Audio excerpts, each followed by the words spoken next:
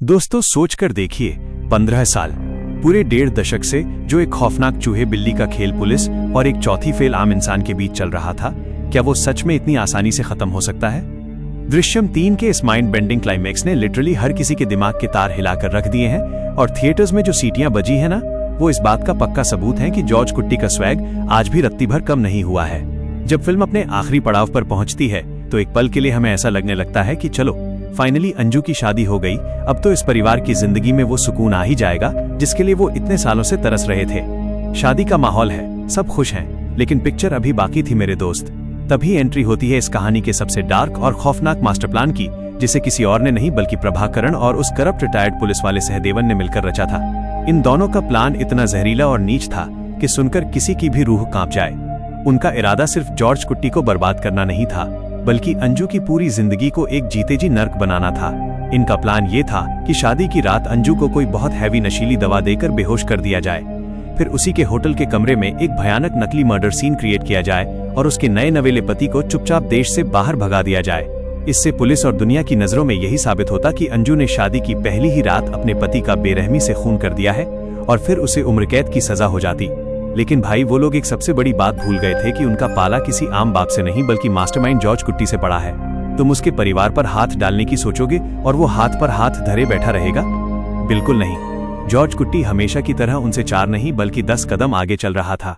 उसे पहले ही इस खौफनाक साजिश की पूरी भनक लग चुकी थी और फिर उसने जो किया वो कोई साधारण इंसान सपने में भी नहीं सोच सकता। वो खुद उस होटल में पहुंचता है और अपनी ही बेटी अंजू को बेतहाशा पीटकर बेहोश कर देता है। अब आप सोचोगे कि एक इतना प्यार करने वाला बाप ऐसा क्यों करेगा?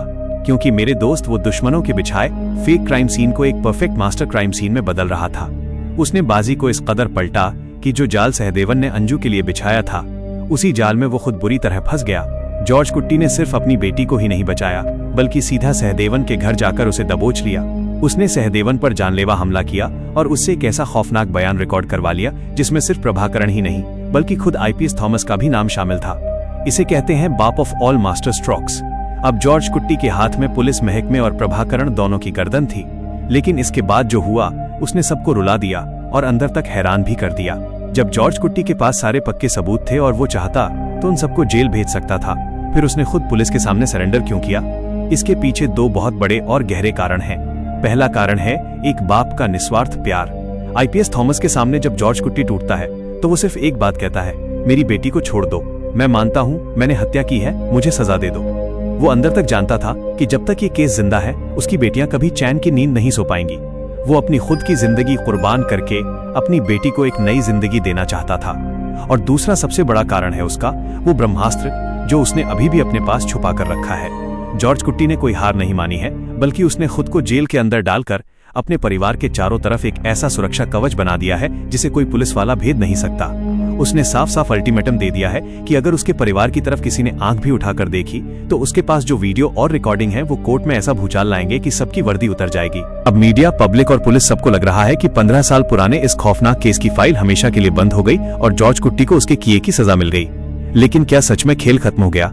एकदम लास्ट सीन में जब प्रभाकरण अपनी पत्नी गीता से पूछता है कि अब तो जॉर्ज कुट्टी जेल चला गया, अब तो तुम खुश हो ना, तब गीता के चेहरे पर जो एक साइकोपैथ वाली स्माइल और नफरत दिखती है वो लिटरली रोंगटे खड़े कर देती है। गीता कहती है, नहीं, मुझे कोई खुशी नहीं हुई, मुझे वो आदमी जेल में नहीं चाहिए, मैं चाहती हूँ कि उसकी बेटी अंजू उम्र भर जेल की सलाखों के पीछे तड़पे।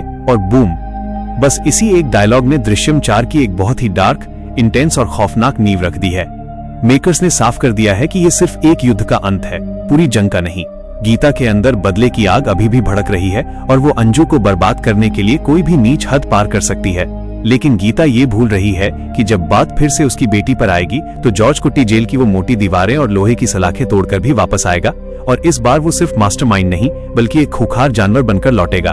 तो दोस्तों, क्या आपको भी लगता है कि दृश्यम 4 में जॉर्ज कुट्टी का अब तक का सबसे खतरनाक रूप देखने को मिलेगा? क्या पुलिस कभी असली सबूत ढूंढ पाएगी? मुझे कमेंट सेक्शन में अपनी थ्योरी जरूर बताना। अगर आपको ये डीप डाइव एक्सप्लेनेशन और मसालेदार थ्योरी पसंद आई हो तो बिना कंजूसी की ये वीडियो को लाइक कर दो, अपने सभी दोस्तों के साथ शेयर कर दो।